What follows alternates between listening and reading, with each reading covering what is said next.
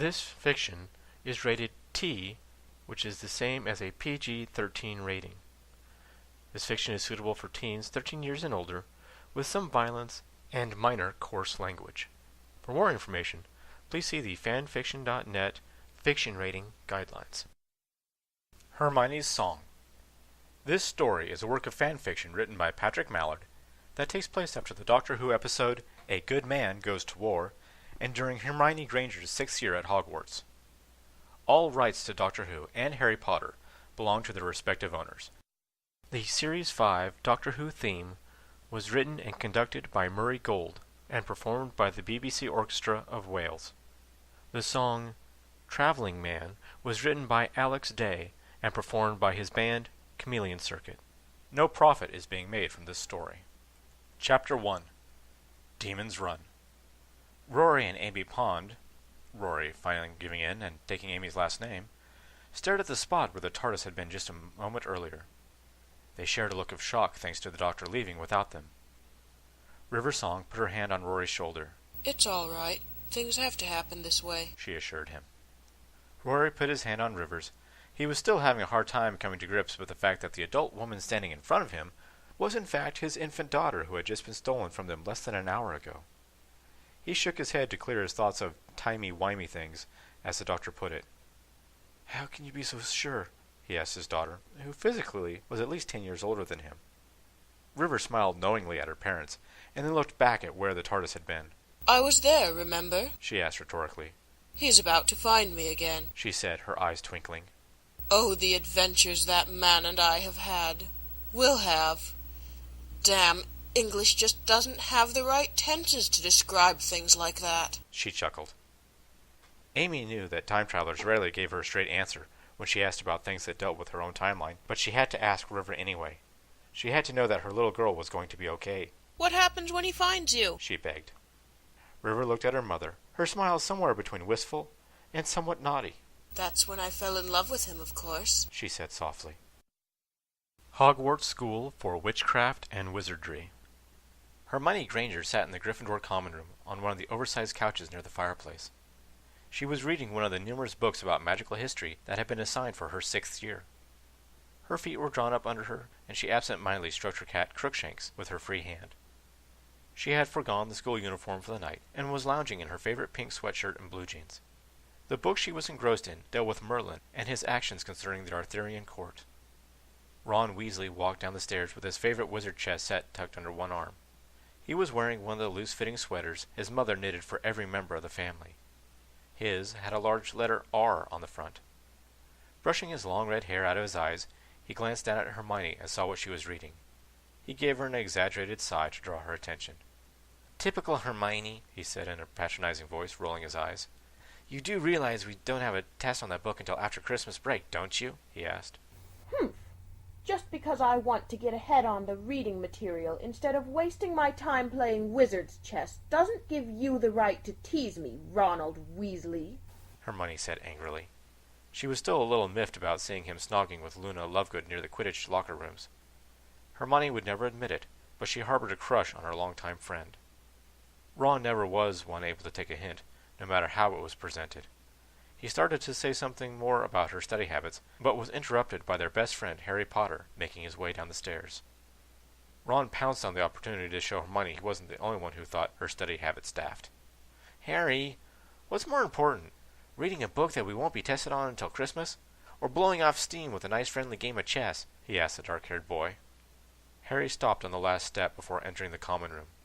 He spun on his heel and started walking back up to the room he shared with Ron and Neville Longbottom. "I may be prone to adventure, and have a habit of leaping before I look, but even I know not to get involved in this discussion," he said with a smirk. He made it a few steps when Hermione sat straight up, letting her book slide to the floor. Her eyes had a glassy, faraway look. "Hermione!" Harry and Ron yelled together. Harry leapt down the remainder of the stairs and ran to Hermione's side. Ron took up a position on Hermione's other side and put his hand on her shoulder. "Hermione, can you hear us?" Ron asked, concern softening his voice. Hermione blinked her eyes several times and shook like she was waking up. "That was weird," she said simply. Ron looked at Harry and rolled his eyes. "What happened?" Harry asked, trying not to laugh at Ron's expression. Hermione blushed slightly in embarrassment. I'm not really sure, she replied. It felt like someone poured ice water down the back of my robe, she tried to explain. Do you want us to take you to Madame Pomfrey? Ron offered. Hermione blanched. No, I'm all right, she said quickly. Hermione decided to throw the argument she had been having with Ron to distract him. I must have got a muscle spasm from reading in this couch too much, I suppose, she said. See, I told you something like that would happen. No good can ever come from studying too much, Ron said, trying to sound wise. Hermione gave Harry a weak smile, and he nodded in understanding. There had been several times when the connection he shared with Voldemort had sent him into much worse fits. Come on, Ron. I'll play you in chess. Seems like a good preventative to me. I don't want a sore back, he said, covering for Hermione. Hermione watched her two best friends setting up the board and laying out the pieces. She was glad that neither of them had pried. However, she knew that at some point she would have to talk to Harry about things. Hermione wasn't even sure how to explain what she had experienced after the shock. She was never one to put any credence into predictions or premonitions, but she had the uncanny feeling that someone important was coming to Hogwarts.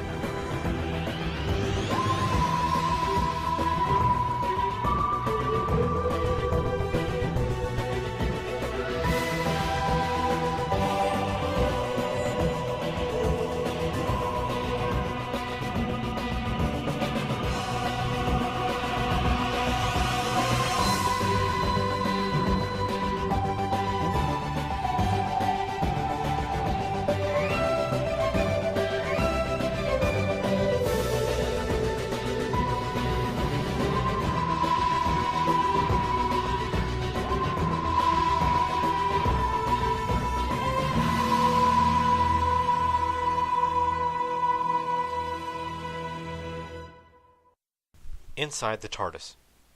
The Doctor was nearly dancing around the center console of his TARDIS in glee. The word in Galfrain etched onto his old bassinet, along with the knowledge that Melody Pond was going to be all right, made him almost giddy. In fact, to him, Melody was going to be more than just all right.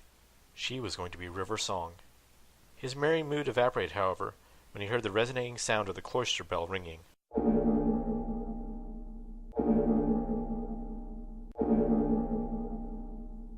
Oh, now what? He demanded from the universe. He manically dashed from panel to panel of the hexagonal control console in an effort to determine what was cataclysmically wrong this time.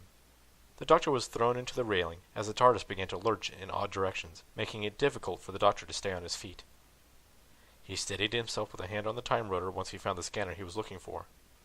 That is very not good, he muttered to himself when he looked at the readout. The temporal scanners showed that he was headed for a whirling maelstrom inside the vortex, the dimension surrounding and running through the physical one he normally inhabited. Storms in the vortex were a rarity, but when they did appear, they grew to enormous size and were capable of tossing a time capsule very far off its intended course. To top things off, this particular storm was full of energy discharges streaking from one side to the other in the gigantic cloud. The Doctor frantically scanned the storm, looking for a way to avoid becoming temporal flotsam. The storm was too big to fly around, but he thought that he might be able to pilot the TARDIS into the relative calm in the eye of the storm. He spun knobs, flipped switches, and cranked gears as he steered the TARDIS towards the eye of the cosmic storm, hoping to keep the TARDIS together. The TARDIS was almost at the eye of the storm when one of the dangerous energy bolts struck it dead on. Sparks flew from the console, and a lesser energy bolt arced out of the time rotor to strike the Doctor in the chest. A bright flash of light was the last thing the Doctor remembered before going unconscious. The next thing the Doctor was aware of was pain throughout his body. He felt like he had tried to run a marathon on a planet with a gravity equal to Jupiter's. Needless to say, moving wasn't at the top of his priority list at the moment. He made a valiant effort and managed to open his eyes. Judging by the angle from which he was looking at the time rotor, the Doctor figured out he was laying flat on his back. He wondered, not for the first time, if he shouldn't put something down softer than transparent aluminum as a floor for the raised catwalk surrounding the center console. He rubbed his eyes and reached up to the hexagonal console to pull himself into a sitting position. Once he was more or less upright, The doctor checked over his clothes to see if they had been damaged in the blast. He glanced at his dark trousers, cream-colored shirt, and tan tweed jacket. His free hand went up to his neck to assure himself that his precious bow tie was still intact. Taking a deep breath, and forcing his muscles to cooperate, he managed to stand, but still felt every 911 years in his bones. When his vision finally stopped swimming, the doctor noticed the time rotor had gone still, indicating they had landed somewhere. He slid over to the next panel and looked at the spatial, temporal alignment grid. "All right, Sexy, where did we end up this time?" he asked the time rotor. The scanners had been knocked out of alignment, but the doctor was fairly certain the TARDIS had activated its default emergency landing sequence and plopped them down on Earth. He was able to narrow the location a bit and sighed deeply in relief when he saw they were in London. The last thing he needed at that moment was another adventure in the States. He rotated the dial of the scanner 90 degrees so he could figure out when he was. The temporal portion of the scanner had been knocked so far out of whack that he was only able to determine they were some when after the fall of the Roman Empire. The doctor straightened up from crouching over the controls and tugged on his bow tie. "Right. Time for a little walk to figure out when we are," he told the TARDIS. He pressed down on the button that opened the doors to the physical world and made his way outside. As soon as he was out the doors, the doctor turned around and locked them without paying too much attention to his surroundings. When he turned around again, he was greeted by a rather confusing sight. The TARDIS had materialized in the mouth of a dingy alley. The buildings lining the street in front of him had been built with absolutely no sense of uniformity. Their styles ranged from early Greek stonework to late Victorian elegance and everything in between. Like any populated area, people were busy going about their business and ignoring the TARDIS. Though the fashions displayed on the people differed as much as the architecture, they were all wearing some type of robe. The doctor whipped out his sonic screwdriver, held out his hand, and spun around in a quick circle.